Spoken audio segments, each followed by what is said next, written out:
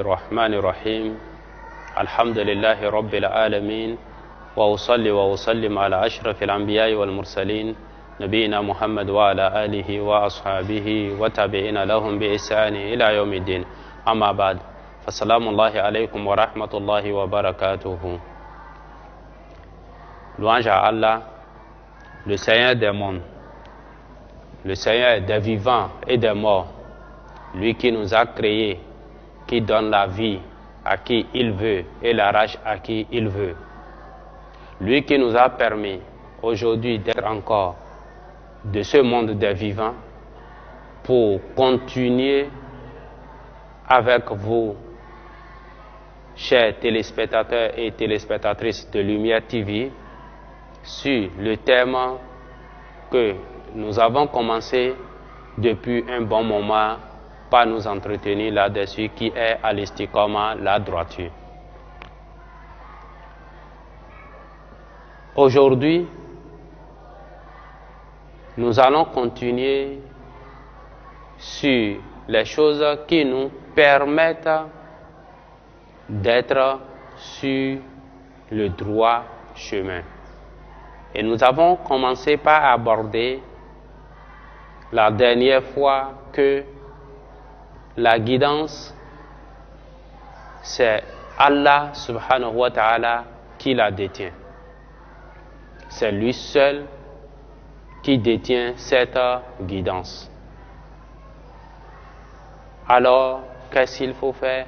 Nous avons dit qu'il faut beaucoup l'invoquer, qu'il affermisse nos pas, nos cœurs sur ce droit chemin et qu'il nous guide. C'est pourquoi il nous a institué de demander cette guidance 17 fois par jour au moins dans la sourate Al-Fatiha quand nous sommes en état de prière. J'avais commencé par aborder ce sujet quand le temps qui nous a été imparti venait à son terme.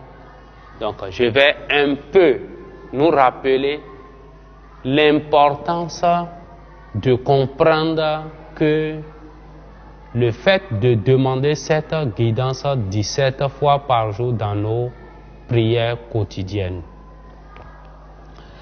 Je disais tantôt que Allah subhanahu wa ta'ala nous dit Ihdina as-sirata al-mustaqim sirata alladhina an'amta alayhim ghayril maghdubi alayhim waladdallin. Guide-nous dans le droit chemin, le chemin de ceux que tu as comblés de faveur, non pas de ceux qui ont encouru ta colère, ni des égarés.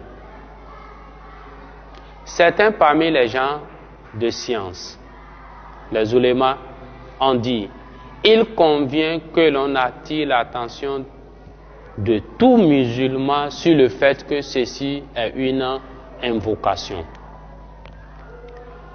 Lorsque tu dis le verset Ihdina as-sirata al-mustaqim,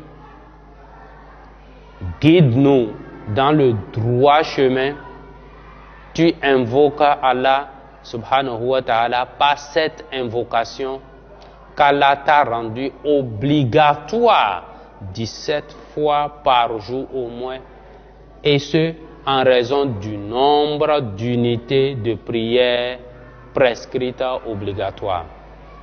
Donc, il incombe donc aux musulmans de sentir que c'est une invocation. Cheikh Islam Ibn Taymiyyah rahimahullah a dit, je cite, j'ai médité au sujet de l'invocation la plus bénéfique et j'ai trouvé que c'est de demander à Allah l'aide afin d'obtenir sa satisfaction. Puis j'ai trouvé dans la sourate Al-Fatiha, dans le verset c'est toi seul que nous adorons et c'est toi seul que nous implorons secours. Iyyaka na'budu wa iyyaka nasta'in. Voir Madarij al-Salikin d'Ibn Qayyim. Alors, Cheikh Islam ici nous montre que nous demandons guidance à Allah dans quoi? Dans la sourate Al-Fatiha.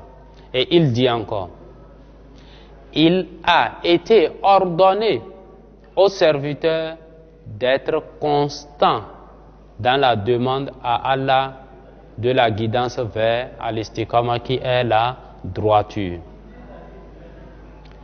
Il t'est donc demandé d'être constant, ô toi musulman, ô toi ma soeur musulmane, à vous, chers téléspectateurs,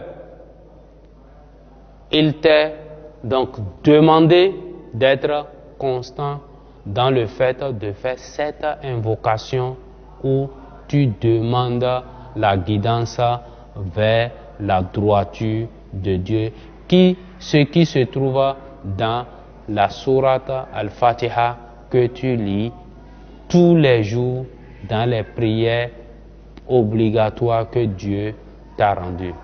Al-Hassan Basri, rahimahullah, dit, lorsqu'il lisait le verset, ceux qui disent notre Seigneur est Allah et qui se tiennent dans le droit chemin, Hassan Basri, chaque fois quand il lit cette partie du verset, il disait, ô Allah, tu es notre Seigneur, accorde-nous donc à l'istiqama qui est la droiture.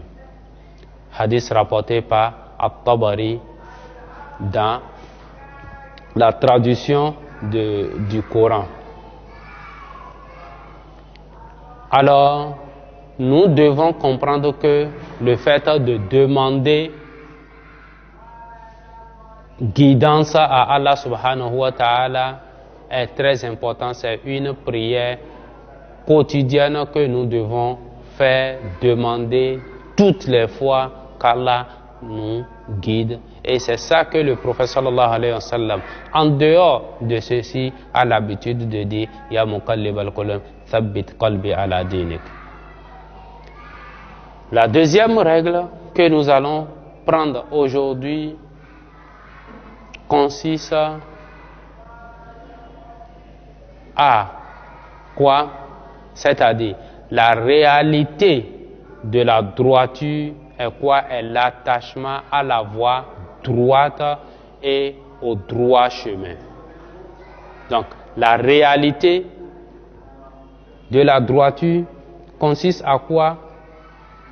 À nous attacher à la voie qui est droite, qui n'est pas penchée et qui est le droit chemin.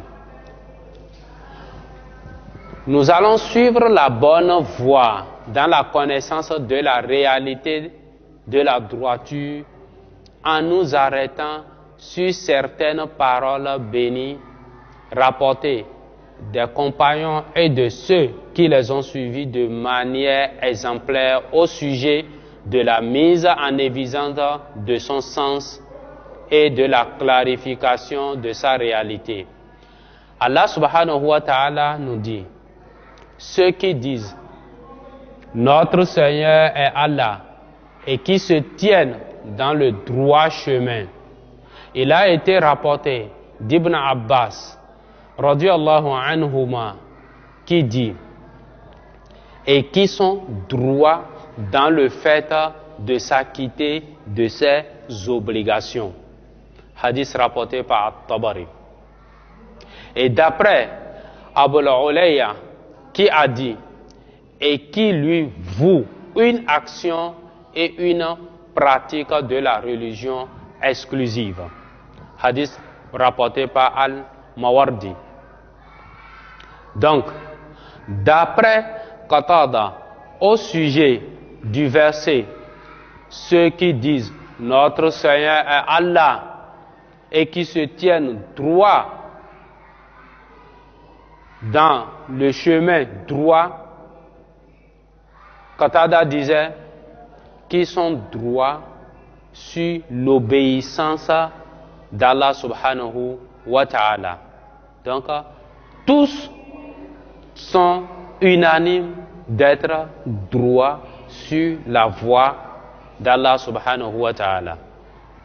Ces paroles ont été citées par Ibn Rajab, rahimahullah, dans Jami' al-Ulum wal-Hikam, quand il dit, puis il a défini al-istiqama, le fait d'être sur le droit chemin, c'est-à-dire la droiture, en disant que al-istiqama, la droiture, c'est suivre le droit chemin qui est la religion droite, sans tourner ni vers la droite ni vers la gauche. Et ceci comprend la mise en pratique de tous les actes d'obéissance, qu'ils soient apparents ou cachés, et le délaissement de tous les interdits. Cette recommandation générique englobe donc tous les aspects de la religion. Fin de citation. Alors, lui, il nous a défini al-istiqama comme quoi? C'est suivre le droit chemin qui est la religion droite, sans tourner ni vers la droite ni vers la gauche. Et ceci comprend la mise en pratique de tous les actes d'obéissance, qu'ils soient apparents ou cachés, en délaissant tous les interdits. Donc, tout ce qu'Allah, subhanahu wa ta'ala, nous a recommandé, nous devons strictement suivre cela. Et tout ce qui nous a demandé de délaisser, nous devons délaisser. Il nous a demandé de suivre le prophète sallallahu alayhi wa sallam. Nous devons alors suivre la sunna du prophète sallallahu alayhi wa sallam. Tout ce que le prophète sallallahu alayhi wa sallam nous a montré dans ses paroles, dans ses dits, dans ses faits, dans son habillement, dans le fait de manger, dans le fait de boire, dans le fait de s'asseoir, dans le fait de marcher, dans le fait de son rapport avec les musulmans, avec les compagnons, avec les autres qui ne sont pas musulmans. Nous devons copier ce modèle et le suivre strictement. C'est ça le droit chemin.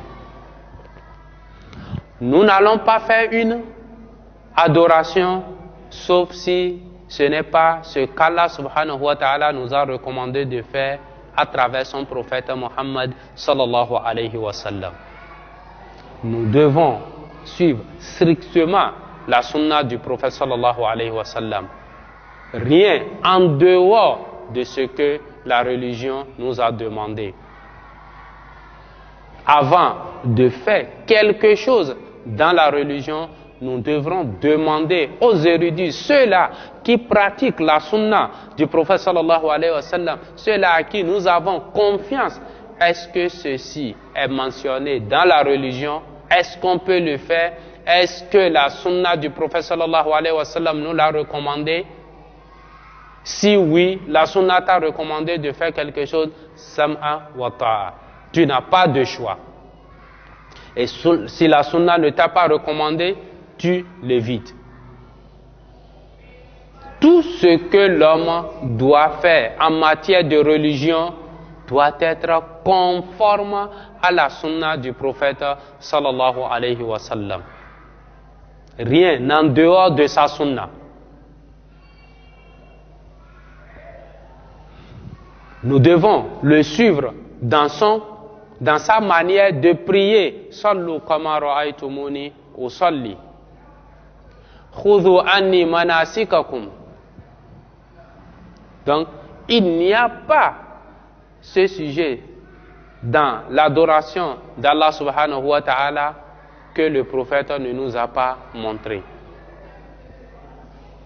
Et il ne peut plus y avoir autre chose dans la sunna du prophète sallallahu alayhi wa sallam depuis que Dieu nous a parachevé cette religion. Al-yawma akmaltu alaykum dinakum wa atmamtu alaykum ni'mati wa raditu lakum al-islam dina. Et depuis que la révélation a été coupée, c'est fini.